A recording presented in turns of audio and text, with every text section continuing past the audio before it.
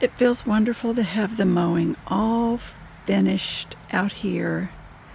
Some of my pots I've cleaned as much as I'm going to clean on them before they get finished and dumped out. This one, it's a huge Tradescandia wandering dude, but this particular plant, you see how big it is. It's going in the compost pile. I don't really know what else to do with it. It's a little bit sunburned if you see it closely, because it just sits out here and gets moved from bench to table to down on the patio. It's a huge pot. Looks pretty, but I really don't need to take any more plants in. So, unless somebody gets it, somebody speaks up for it here, neighbors, friends, it's going. And then these are the last of the houseplants. I think I'm going to take these and probably plant them in my big forest area. I have that big pot I showed you before, but I think we've got one more day without rain. I don't want them to get rained on anymore. And look a little closer. Don't want them to get rained on anymore, but I've stuck my finger down in there and it feels dry pretty far down. Haven't seen any activity. I'm going to take in the flowering maple and maybe try with it. Not sure exactly what's going to happen with it. Haven't had any success with that out on the patio, but maybe I haven't taken good care of it. And then the Delta Rose. Delta Rose, yes. I always get mixed up for the name. I do want to clean off it around the edges and see what I can do with it, because it is really pretty. It's starting to branch off. As you can see, the main branch there, and then I've got a side that's coming out over here.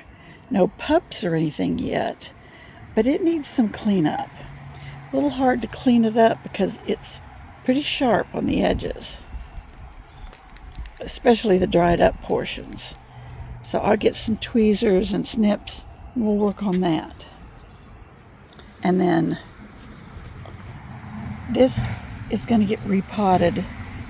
This watch chain, you can see how big it is. I'll transplant it. And then, I don't know, it looks like scale or something has gotten on that, so it makes me a little wary of taking it in. But we'll see. I think I might dig a few plants out here and move them. Maybe I will move some of my Roseanne geranium. And this, I'm seriously considering pulling it out of there and trying to do a bonsai with that. I really like twisting those wires and working with that. I know I'd have to butcher that to death, but I think it would make a good one. I've got this big patch of lavender here, and I do think I want to move it. It's in a lot of weeds, but I would like this gravel bed. Instead of being a weed patch, I'd like it to be a tufa bowl area. So we'll see what we can do with that. Project number 2 of 2000. Now the tiny hosta has done real well after that separation. Looks really good. It's spreading to cover the whole thing. It had more room. I did not have any blooming this year, and it was probably because I mistreated it so much. But it looks good. It's spreading to cover the whole thing, and I bet when it comes up new in the spring, it'll be wonderful. So she's going to go out front into the shade garden. Now this Delosperma is the prettiest I've had ever. It has lasted all year and spread. I love it. Now I don't expect it to survive the winter. Mine never does. But it's never looked this well all year either. And this is a huge planter. It's probably 14, 15-inch bowl. I love it. I sure hope it lasts. And this patio side table is going to be a project.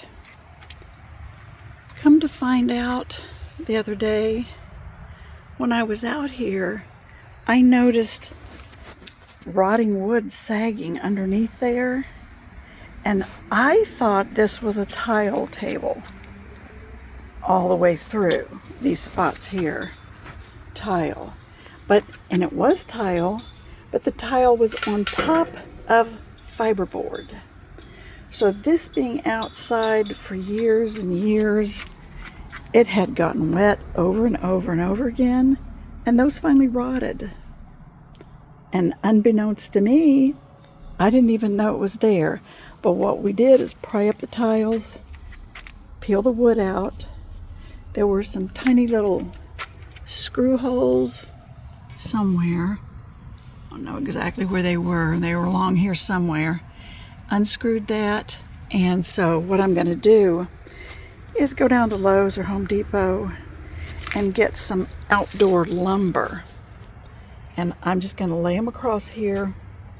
I think those 5-inch fence panels might be the simplest and easiest thing for me to handle. And just cut them to length. It's about 4 feet long. And put about, what, 1, 2, 3, and maybe the fourth one would have to be cut in half.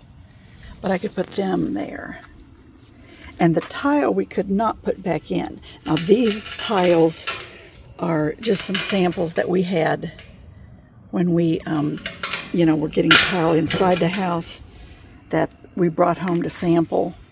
Didn't use either of these colors, as a matter of fact. But they did balance over. The pieces of tile that were in there came out. They were short pieces, but they were masonry stacked, so they wouldn't sit there without a backboard. And I'm not going to put board back in there, retile it the whole 9 yards. I'll just go with board, because this can last for another 10 years with outdoor lumber. And I'll refresh it when it dies. So that's a project to get done. And then a whole lot of my tufa bowls over there are going to go up on here for the winter. Just in case we have to have the driveway, the snow plowed in. It's supposed to be a bad winter. I don't expect to have that happen, but if it does, I don't want those down there. Last time I told them when they plowed not to go down, just past the corner of the house. Don't go past there, because I wanted to safeguard this. It's probably getting a little dark here. It's getting in the evening, but this time I'm going to move them. I'll put them up on the table and on the other table and squeeze a few into the stone.